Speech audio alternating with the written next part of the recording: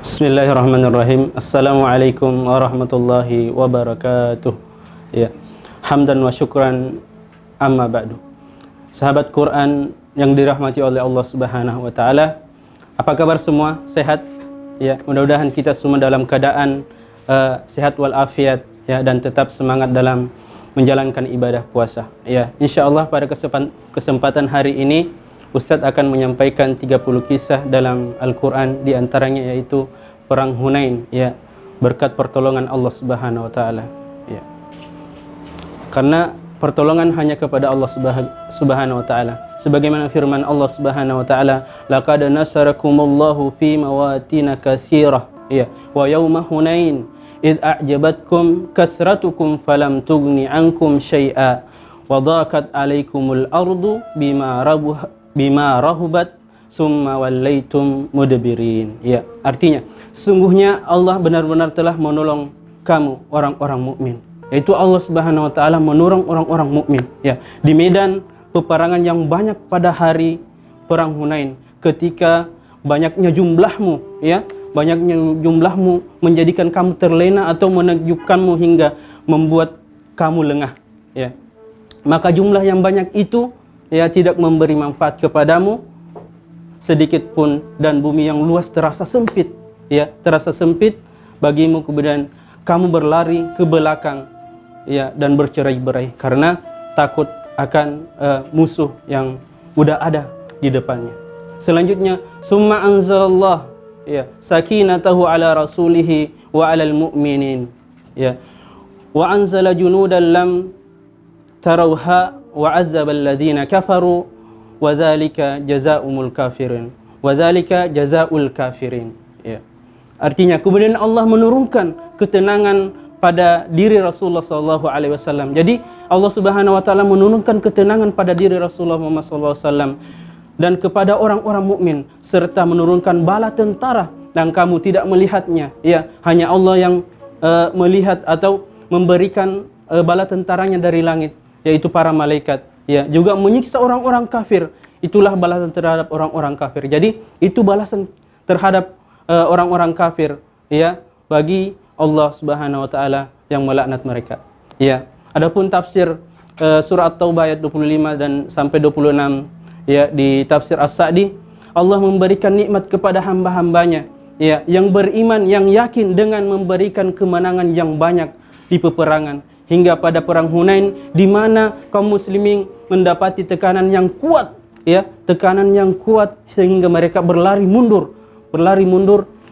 yang membuat bumi yang seolah-olah luas menjadi sempit karena mereka takut dengan adanya musuh di depan. Hal itu ketika Nabi menaklukkan Mekah, Nabi mendengar bahwa Huwaizin sekutu untuk memerangi beliau, ya. Maka Nabi mendatangi mereka dengan sahabat-sahabat yang ikut berpartisipasi, ya, dengan Fathul Makkah, ditambah orang-orang Mekah yang dimaafkan oleh beliau atau dimaafkan oleh Nabi Muhammad SAW, ya, dan masuk Islam. Mereka semua berjumlah 12.000 orang, ya, 12.000 orang. Sedangkan orang-orang musyrikin hanya sedikit, 4.000 orang, ya. Maka Nabi SAW, ya, memberikan ketenangan kepada kaum muslim hari itu. Ya, manakala Nabi melihat kondisi kaum muslimin, beliau minta Abbas bin Abdul Muttalib untuk menyuruh orang-orang Ansar dan kaum mukminin yang lain. Ya, mereka menyuruh, wahai ashabul samurah, ya, ashabul samurah, wahai ahli surah Al-Baqarah. Manakala kaum muslimin mendengarkan suaranya, mereka kembali dengan serempak dan berperang melawan kaum musyrikin pada zaman itu. Maka Allah mengalahkan kaum musyrikin, ya, dengan kekalahan yang sangat telak, dan kaum muslimin pun menguasai negeri pada zaman itu, wanita-wanita dan harta mereka. Yaitu firman Allah Subhanahu wa taala yang artinya, sesungguhnya, ya, Allah telah menolong kamu, hai orang-orang mukmin, di medan peperangan yang banyak, ya. Dan ingatlah peperangan Hunain ini adalah tempat yang terletak di antara Mekah dan Taif, ya, yaitu yang terjadi padanya perang tersebut, yaitu waktu kamu menjadi congkak atau sombong karena banyaklah jumlahmu sehingga membuat dirimu terlena, ya. Maka jumlah yang banyak itu tidak memberi manfaat sedikit pun, ya. yakni jumlah yang banyak maupun sedikit sama sekali tidak bisa membuatmu menjadi sombong, tapi dengan pertolongan dari Allah Subhanahu wa taala. Dan bumi yang luas telah merasa sempit olehmu karena kesedihan dan duka disebabkan oleh kekalahan kalian. Itu padahal bumi yang luas, maksudnya bumi yang luas itu adalah tanah tempat kalian berpijak atau melangkah di lapangan yang luas. Kemudian kamu lari dari belakang dan bercerai-berai, maksudnya lari berdesak kalah atau merasa takut. Kemudian Allah menurunkan ketenangan kepada diri Muhammad SAW, dan kepada orang-orang yang beriman, yaitu sakinah adalah apa yang Allah sematkan atau tanamkan di dalam diri umat muslim dan rasulnya. Adapun inti dari pesan ayat ini yang pertama, sebagai manusia layak untuk bersikap, tidak layak untuk bersikap sombong, yaitu tidak di waktu kaum muslim menjadi congkak atau sombong karena banyaknya jumlah mereka sehingga membuat mereka terlena dengan yang mereka lihat, yakni jumlah mereka yang banyak maupun sedikit sama sekali tidak bisa membantu, dan bumi yang luas menjadi sempit karena berpaling dari perintah Allah Subhanahu wa taala. Selanjutnya, keberanian Rasulullah pada perang Hunain membangkitkan semangat kaum muslimin pada zaman itu.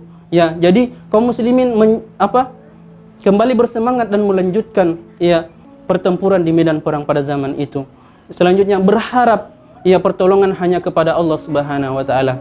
Mungkin itu aja yang sempat kami sampaikan pada kali ini. Sahabat Quran yang dirahmati oleh Allah Subhanahu wa taala, untuk kisah selanjutnya insyaallah akan kembali di program Ishaki berkisah episode selanjutnya. Jazakumullahu khairan katsira.